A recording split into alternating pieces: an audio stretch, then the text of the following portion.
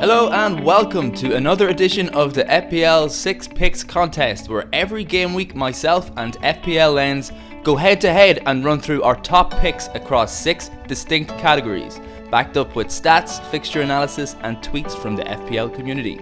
Anyone can take part by entering their own 6 picks via the link in the video description before the game week deadline. The FPL points scored by your 6 picks equals your total score. And best of all, we are offering up a $10 Bitcoin prize to the game week winner. Join us both every week as we chat about everything FPL related, and we want to hear from you, so please don't hesitate to drop a comment if you have any questions, concerns, or decisions to make with your own FPL teams.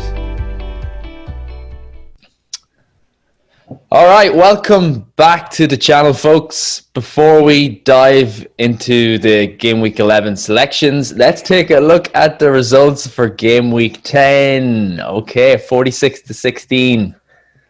It's a monumental victory, and evens to tie up 1-1. So I'm happy that there's no whitewash on the tables here on the cards. We have a contest, ladies and gents. 46-16. I mean, looking at it, it's obvious that the rotation woes of Game Week 10 struck you hard, Gabriel.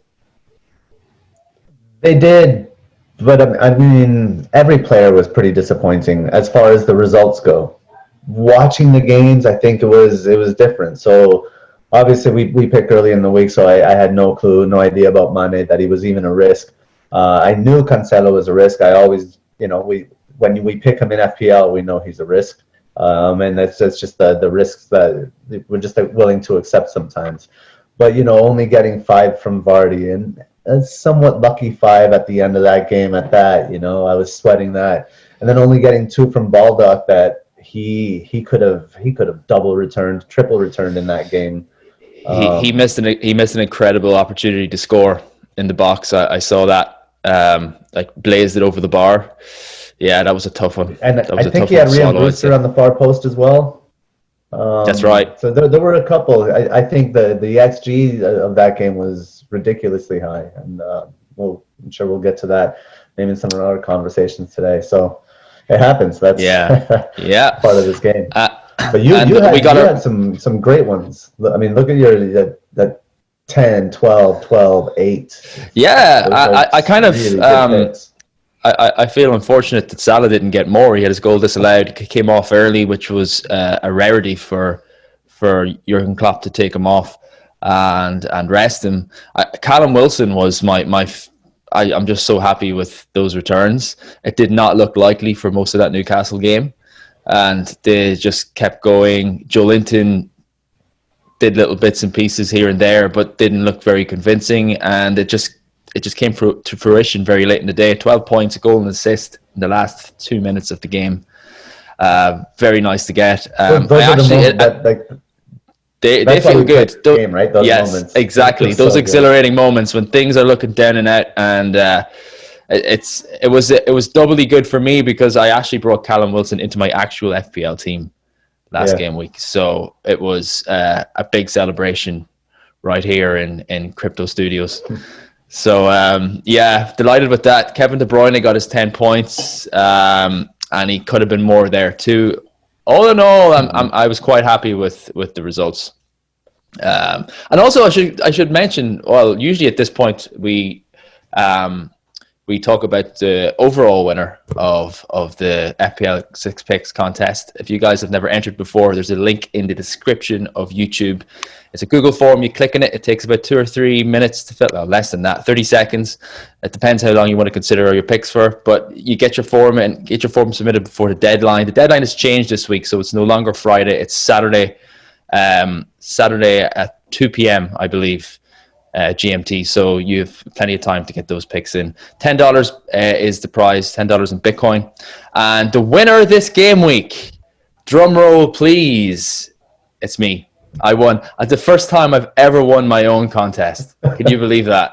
It's been 2 seasons and I've just never like a competition to really push you. Yeah, and I actually organized it, so you think I could fudge the numbers a little bit if I wanted to, if I really wanted to win that badly. But no, I came through in the end, 46 points. I was very happy with it. It was quite a low-scoring game week, and it was a lot of people who got really unlucky with the rotations, like you. A lot of people, Captain Sterling, who was a decent shout for captaincy. It was expected that he'd start, but lo and behold, the Pep Roulette struck a lot of 6 picks entrants this week. Anyway, guys, we're going to get stuck in. We're going to go straight into game week 11. As I said, it's a Saturday deadline. Choose a player in each of the 6 categories. We've got premium, differential, budget defense, budget offense, gut feeling, and then captaincy. The FPL points scored equals the score for your 6 picks. As I said, you can enter below and you can win some Bitcoin. So no reason not to take part. It's a bit of fun. Premium pick is the first category. In this one, we choose a goalkeeper or a defender costing 5.5 or more, or you could opt for a midfielder or forward costing 8.0 or more in FPL. Limit of 1 player pick per club team. So we're going to reveal who we've gone for, and no real major surprises here. Both picks quite self-explanatory, really. Jamie Vardy over here, Kevin De Bruyne beside Gabriel. What do you think of Kevin De Bruyne's performance in game week 10? I agree with you. He was unlucky not to get more, and I'm quite grateful as I didn't own him last game week that he didn't get more. I think I consider myself quite lucky on that front. I just think he's everywhere. He's everywhere for that team. I'm quite surprised he's only 21% owned. I think that's me too. That's surely to go up this week, but I'm surprised it's that low. And then Fulham, his opponent Fulham, they've been, somewhat whipping boys this season. They've done well recently. I think they are transforming a little bit, and I think that we have to take a look at that team a little bit differently. I don't know if there's some changes there, but I still don't think they can go to the Etihad and do much there. And I just like Kevin De Bruyne as the focal point of all their attacks. Yeah, and I have up on screen here is that the actual team that played last game week? Jesus up front, yes, so Mahrez. That's the starting lineup. I can't see him dropping Mahrez again after a hat-trick, and De Bruyne, you can only assume that he's going to play in that position again, that advanced role, which is looking good for him again for more returns. So I think I'm also trying to, with this pick, I'm trying to correct a real FPL mistake I made in buying kind of an old narrative. The old narrative is that against easy teams and the nicer fixtures, that De Bruyne actually plays as one of those 2 defensive mids, and most likely in for Gundogan, and then Foden or somebody else, or traditionally David Silva, of course, would play in front of him. Apparently that's not the case anymore, and so if Kevin De Bruyne is stuck in that kind of more attacking position against the smaller teams, I think he's just a lock. That was it was this reason, one of the reasons I brought in Sterling instead. Sterling was surprisingly benched in this one, or maybe not surprisingly, since I guess people turn my head to the historically Pep plays it's a Mahrez type game. And he has benched Sterling against Burnley in the past. So I don't understand the Mahrez thing, to be perfectly honest. I'm surprised he's played started 7 or 8 straight as poorly as he's played, and he had a brilliant game against Burnley. And that's kind of it. That, and he had that one nice goal against Leicester is kind of what I remember. And everything else he's done this season has been pretty abysmal. And that's Ferran Torres' natural side. So I'm surprised that Pep isn't just starting Sterling on the left and Torres on the right. But I'm not going to pretend to try to guess Pep's intentions. It's very so I'll go with the safe guy, Kevin De Bruyne. Kevin De Bruyne is definitely the safe money, boy. go safe. And still only 21% ownership, 11.7 million. So very gettable. Maybe it might take a hit or so to get him into your teams, but it could be worth it. The upside potential with a low ownership like that, it's still there to be gotten. In terms of Vardy, again, I said self-explanatory. Sheffield United away, it goes 3 assists this season, and Sheffield United have yet to keep a clean sheet in the Premier League this campaign. And I know that very well because I am one of the tragic Aaron Ramsdale owners out there that I've had him since game week 1, 2 price drops later. But we just have to carry on. A focal point of Leicester attack, undroppable, you'd have to say. He's probably going to get a rest in the Europa League again as Leicester are through on Thursday. And on penalties, there's a lot of good things going for Jamie Vardy. The only worry is that Leicester were very tame against Fulham. That was unexpected. I expected them to smash Fulham, to be honest. I was thinking goals there. So, yeah, a little bit of a worry. But premium assets, they're premium for a reason. They come good eventually. And he's blanked now for the last 2 games. Well, he got an assist last game week, so it's technically not a blank, but he hasn't scored in a while. I actually don't think he's gone more than 2 games without scoring this season. So it looks good that he'll get something at least away to Sheffield United. So I'm happy to go with Vardy, a good captaincy option too for anyone who owns him out there this week. Let's go on to the next category, which is differential. My favorite category. Ownership, under 10% team selected by a time of entry, please, and the limit of 1 player pick per club team. So let's take a reveal of who we've gone for. Right, okay, so Patrick Van Aanholt, 5.41%, and you've gone for Chris Wood. I'm very surprised about this one. And I know that you have a good reason behind it because Everton's defense has not been good recently. But you're still punting for a Burnley striker. Burnley have scored like 4 goals this season.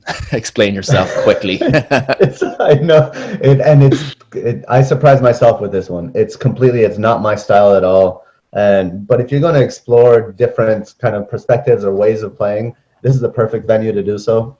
In a competition like this, and just try different lenses on, right? So Chris Wood, obviously, you mentioned the matchup. Everton has had maybe the second or third worst defense over the past 4 game weeks in many statistical categories. But actually what stood out to me is that Chris Wood has the second most big chances over the last 2 game weeks, which I thought was bonkers. I think it's 4 big chances over the last 2 game weeks or 3 over the last 2 game weeks. And Everton have conceded the second most chances over the last 2 game weeks, which is 14 chances. And the third most big chances, which is 8. Everton also has the 3rd highest expected goals conceded over the last 2 game weeks, and it's 5.15 over the last 2. So I like Wood to sneak something here. His stats are pointing in the right direction. His opponent's stats are pointing in the wrong direction. But I think it's a good pick this week. Well, I didn't know that Everton's defensive stats were so stacked against them. As that, well, I knew they were leaky at the back, but yeah, I mean that's fair enough. I just find it very hard. Digne's out too. Yeah, he's got an ankle injury. He's long term. I just find it hard to place any sort of faith in a Burnley forward. If I was going for someone, it would be Wood because of the penalties. But yeah, let's see what happens. No, you never know. It worked out for me with Callum Wilson. I mean, he plays for Newcastle, and last week he got 12 points. And before that, Newcastle were registering the least goal attempts out of any team in the league. So, stats aren't everything. There's other factors at play too. Well, the reason I went for Patrick Van Aanholt as my differential for game week 11.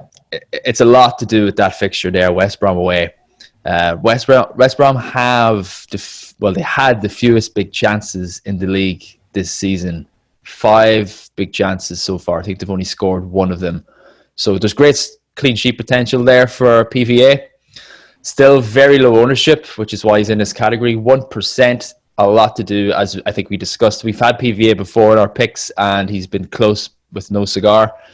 Not sure if Zaha's back yet. He'll transform the way Crystal Palace play. If he's still out with illness. I think he's flagged at 25% on FPLs, so have to wait and see on that one.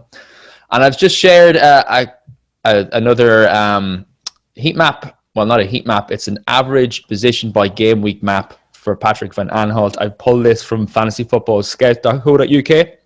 We should mention that we have a partnership with Fantasy Football Scout to utilize their tools and tools and different stats that they have available on their premium section of the website. And there's a link in the description if anybody else wants to join in.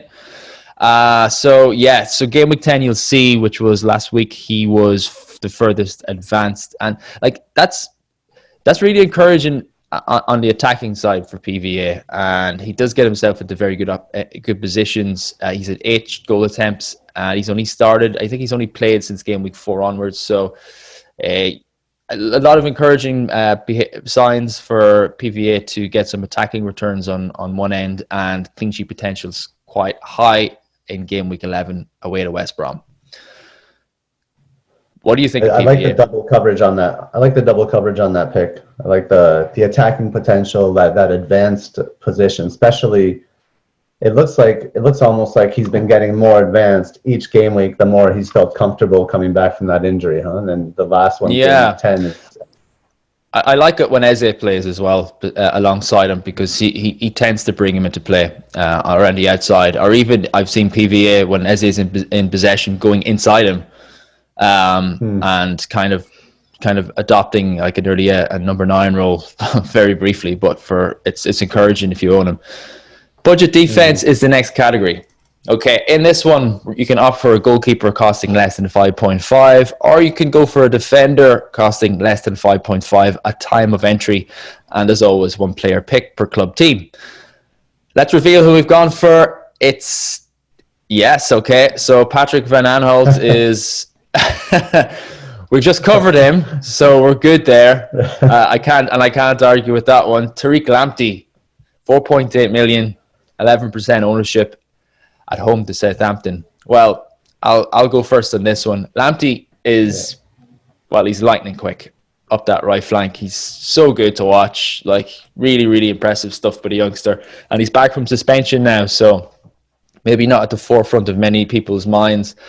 I'm all over Lamptey as an asset this season. I think there's plenty of goals in him, as he's demonstrated with what he scored a goal against Liverpool. Like, even if the clean sheets go for Brighton, he's always an attacking threat. It's going to be there constantly. It's going to be an interesting battle actually this week. He's up against Ryan Bertrand up the left. Very similar players actually. So I'll be watching that. So how do you feel about the potential for clean sheet against Southampton?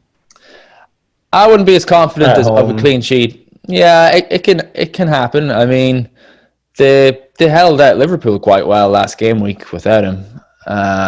Just got the draw in the end, but you know what? It's hard to predict clean sheets this season. It really is. Yeah. And it's the nice thing about cheap enabling fullbacks like Kyle Walker-Peters or Lamptey or Stuart Dallas, Ayling, all those kind of guys in around the 4.5 mark, is that they've got a lot more to them than just that clean sheet potential. Clean sheet points, great. In the past, they've been the bread and butter of FPL, but you just kind of can't really bank on them anymore, just the way the season opened anyway. And it's kind of, there's been more clean sheets now, but there has been a lot more goals this season, or there were early doors. So it's good to be able to fall back on a little bit of attacking appeal as well. Yeah, I do think he has an underrated kind of potential for a clean sheet. I think that the stats are still somewhat decent for a clean sheet. But if Southampton try to play a high line with Lamptey's pace, I'd like him to get in behind for potentially an attacking return. The one thing I'll add about Patrick Van Aanholt is, we know there's a kind of a narrative building that West Brom is improving a little bit. They're sitting in a more organized block and are a little bit more difficult to break down. But they have their XG delta, so the goals that they should have conceded, or the goals they conceded minus the goals they should have conceded, is a minus 4.5. So they should have conceded 4.5 more goals over the last 4 game weeks than they actually did. So they're not improving as much as I think, as much as I thought they were improving. Okay, excellent to know. Great. So good stuff. Budget defense locked in. Next category is budget offense. So similarly, it's price driven. You could choose a midfielder costing less than 8 million, or you could go for a forward costing less than 8 at time of entry, and it's 1 player pick per club team. Okay, my budget offense pick is Richarlison, and yeah, you're going rogue this week. I like it. I do like It's it. totally. Ollie I am McBurney. trying on a different lens. Absolutely this week. Well, this is the place to do it. This is where you should experiment. But I wouldn't be going transferring Ollie McBurney into your FPL team. But who knows? Well, shoot. What about Oliver McBurney? What is the appeal? First, before people start breaking their screens or something. Bear with us. Gabriel's going to explain himself. So, in the last 3 game weeks, Ollie McBurney has the most shots in the box, 10, more than any other player. He has the most shots on target, 5, and he has joint most for big chances, which is 4, over the last 3 game weeks. And then when we look at his opponent, Leicester, they're there in red, right? So we think bad fixture, and I think maybe at the beginning of the season, for the most part of the season, they were potentially not the easiest fixture, but over the last 2, Leicester's has conceded the most big chances, 11. They have 11 big chances conceded, 11 chances conceded from the center of the field, which is third most. That's where Ollie McBurney will be. They have 26 goal attempts in the box conceded, which is the second most, and they have the joint highest expected goals conceded over the last 2 with 5.51. So I think there's something wrong with Leicester. Leicester's defensively right now. I think there's something to be exploited right there in the center of defense. And right now is kind of the time to get them, right before Castagne comes back and Roberto Pereira comes back. And even if they do come back, they're gonna, they may not be in full fitness. There may be some miscommunication there. I still like those weaknesses for Ollie McBurney and this is a big if, right? If he could hit at least, I don't know, man, just hit the frame. He does not convert those big chances, and that's my one concern. I feel sorry for any Sheffield United supporters. I mean, they should have more goals. What have they got this season? I think they got 4 goals this season. It should be way more than that. It really should be. The expected goals is well up there. Their expected goals just for their previous game was almost 4. And that's how many goals they have. That's insane. Yeah, they've been unlucky, but then again, you have to rue it. They have to put it down to bad finishing. The same way Patrick Bamford hasn't hit double figures this season. So chances have been there, but they just haven't been put away. I will just, while you were speaking, I jotted down a couple of names here. Lys Mousset, Ryan Brewster, McGoldrick, Ollie Burke, Billy Sharp. There's your issue. Who knows what combo of 2 you're going to get up front. You think rotation?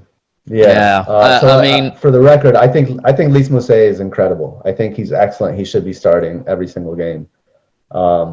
He's only back from injury, so that might happen soon. Yeah. Yeah, and Ryan Brewster, I think he's turned a corner. Based on the limited minutes he got this past week, he's getting in good space. I think if they could find him a little bit earlier, a little bit sooner, then he'll be on quite a bit. But until that happens, until I see it, I have to go with what I've seen recently. And I think Ollie McBurney is the guy to miss the chances up top. Okay. All right. Okay. Good stuff. Well, for Richarlison, and another guy who we've had in our picks in weeks gone by, and I'll draw your attention again to his goal attempts per 90 minutes, which I've mentioned before. More than Dominic Calvert-Lewin, 3.68 goal attempts per 90 minutes now, and 0.8 big chances per 90. So he's nearly getting 1 big chance per game. Frustrating player to own, though, because it's been quite obvious Dominic Calvert-Lewin has been mopping up the points, constantly doing bits, getting the goals, and in a way you'd think Richarlison's doing the groundwork, the dirty work, and Calvert-Lewin is benefiting from the points end in FPL. But he does have penalties to his name. He's playing Burnley away, who got walloped by Man City 5-0, and could still be missing Nick Pope. There's no word yet. Press conferences are yet to be broadcasted. So if Nick Pope's missing, I might fancy Richarlison to net one of those goal attempts. Yeah, and low ownership, 4.4%. I can never, you can't exaggerate enough how good that is in terms of opportunity. But it's it's quite simple to explain why the ownership is so low too. So no surprise there. If Godfrey doesn't inexplicably jump in front, like for that Richarlison's goal in the last game, and it's always a thin line, isn't it? It is. Yeah. And for some reason this season, Richarlison seems to be falling on the wrong side of that thin line at every opportunity. I've owned him a couple times this season. And I always root for him because those stats are really good. He's very dangerous. Stats are good, no joy yet, but hopefully he comes good for me in my picks this week. Gut feeling next. Well, actually, this is my favorite category because you can choose anyone you want. You don't have to back it up with anything. I encourage you all to think outside the box with this one and go for something a little bit different out of people's minds, which kind of suits you, FPL Lens.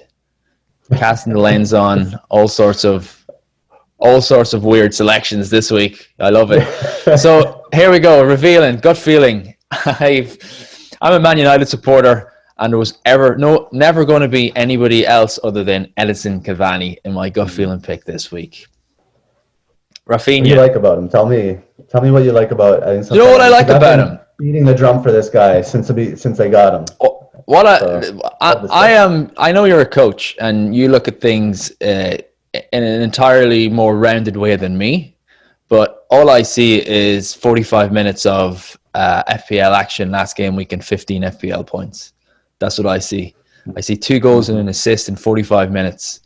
And I also see a structure up front of Ole Gunnar Solskjaer cramming his best assets in there. So you'll have Martial, Bruno Fernandes, Rashford, and Cavani up front. That's what will happen. I feel like that's our strongest 4 now. And if that's the case, now, obvious reasons for his low ownership again, he's around 1% owned and the rotation worries are there. So like you have Greenwood, you have Martial, who's traditionally played up in that role last season and the start of this season. But in saying that it was a match-winning performance. It got my full attention, and I don't think that Ole Gunnar Solskjaer is going to drop him after that. I mean, he was so important to that game-changing turnaround. So, yeah, I'm going to have a go. I wouldn't be rushing to transfer him in at 8 million yet into any FPL teams, put it that way. But he fits nicely into that gut feeling category for me. For me, if Cavani starts the next 2, he'll be my Vardy replacement in game week 13 against Sheffield. Yeah, 100%. I love this player. Here's another thing I really like about him is over the last 4 game weeks, West Ham have conceded the most penalties. Oh, okay. I can see 3 penalties in the last 4 game weeks. And Cavani he's got that cunningness in the box. You know, he understands everything. He knows where everybody is. He'll win Bruno some pens. It's a great pick. I'm really glad to see him starting. The only question for me with Cavani is the racism allegations. Oh yes, I actually forgot about that. He is in jeopardy there to get a suspension. Okay, well at least he's at least he's not my captain. Knowing the language and the culture, it's actually what he said, and is a very similar thing to what Luis Suarez said a few years ago. Okay, the way he could be in trouble then. to a person of color. Yes. Now, just for our viewers, like culturally, it's actually a term of endearment. But it doesn't translate the way he did it. So he definitely needs to be more careful with his words because they have a different kind of impact when you go overseas. So but I don't know. I hope it's. I think he might get a ban actually. Hopefully it's not for this upcoming game week. I know that Bernardo Silva got punishment and it was I don't think it was immediate. I think he got to play the next game. Yeah, if I recall. Right. But let's see what happens. I like the Raphinha pick. What a goal he scored game week 10. What a goal. And I forgot that I didn't realize he was 5.4 million. That's bargain basement. That's really obtainable. Again, Leeds assets starting game week 13 for me. Game week 14, I think they have United, and then 15 on, they have a great run of fixtures. But Raphinha he's for me, and this is like gut feeling, so just eye test, watching him play. He's just that key. He just unlocks defenses, and they kind of destabilize in his presence. And I mean, Chelsea away is not a good fixture. Chelsea has the best defense over the last 4 game weeks in the league, but I don't think they're going to be I don't think Frank Lampard's going to be expecting the kind of Raphinha effect, the X factor there, and I don't think Lampard's really equipped to adapt in the game to that. So I'm feeling it in the guts. I like it. I haven't paid too much attention to him. I saw his goal last week, but other than that, I'll definitely be keeping an eye on him now to see what he's all about. Let's look at the captaincy. This is the most important category of all. In your 6 picks, your captain scores double points. And again, 1 player pick per club team. Let's look at who we've gone for. And Kevin De Bruyne and Jamie Vardy. Yeah. There we go. I mean, they are 2 very solid captaincy choices this week. Yeah. I would say probably going to be the top 2 captains if you look at any polls. Again, look, I've already given my reasons for Vardy. He is due, and that's a term that we kind of use a lot. But in terms of Vardy, he's gone 2 games without a goal. Why is he your captain? Well, and I apologize. I think I forgot to send you the image of really the reason he's my captain. But he's my captain because it's another kind of lesson. So in the past, I haven't gone. I've thought everyone says that Bruno's only good away, right? He hauls away and he's not good at home, and I don't tend to buy narratives like that. And sometimes they just, for whatever reason, are just true for a while. Right. Yeah. So I'm buying this narrative for Vardy. In his away games this season, he's scored 13, 17, 7, 14, and then two against Liverpool. But that could have been easily been a double return with the penalty shout and then the couple big chances he missed. So I'm just, and then against the opponent couldn't be better. Sheffield's a great matchup. So I'm going a little bit with the stats and the opponent. Good matchup in Sheffield, and a little bit with the superstition, and he falls in away games. So I'm kind of fusing the lenses in this case. I like it. I like that merge of stats, fixture, and gut feeling. It works. And I've just actually thrown a tweet up that is actually nice and reflective for both De Bruyne and Vardy. It's the Bookies odds. So there are a couple of accounts on Twitter that share these week in, week out. This one's FPL_gents. There's another one, I think, called FPL Salah 1. So you could follow those guys for these. And basically, it's just an accumulation of the bookmakers out there and what their odds are for goal scorers or returners. So in this case, it's anytime goal or assist for midfielders and forwards. So it gives you a general idea of what are your percentage chances of your player returning in a given game week. For game week 11, you can see that De Bruyne is top of the pile, 79%. And these are all based now on the ideally that the player will start. So they don't take into account rotation or anything like that. They say if your player starts, this is what their percentage chance of returning is. De Bruyne is top at 79%. You'll see Aguero there. Now, I don't think Aguero is going to start, but he's at 75% if he did. And then you look down the line and you'll see Vardy's up there too at 60%. I'm surprised that Werner's up there at 62% ahead of Vardy. That's a shock to me. I would have thought Vardy was definitely nailed on to return ahead of Werner. I think because of the matchup in Leeds, and but I think Sheffield United away is a better fixture than Leeds. I really do. I agree. Leeds have been decent at the back too. They've had clean sheets. They kept Arsenal out. They have had good clean sheet returns. with the likes of Meslier and goals performing and a solid defensive line. So I wouldn't be. I would definitely have Vardy higher up that list, but De Bruyne for certainty, playing in that hole with the assist potential and the fact that City have found in the Premier League anyway, they've found their shooting boots. I think that De Bruyne is a good shout for captaincy. You can see which way FPL Gents is leaning here, right? With the top, 5 there: De Bruyne, Aguero, Jesus, Mahrez, Sterling. Yeah, and there might be a little bit of bookies bias there as well, because they set their prices based on demand. So a lot of people will be thinking, oh, Man City just walloped Burnley 5-0, as we mentioned.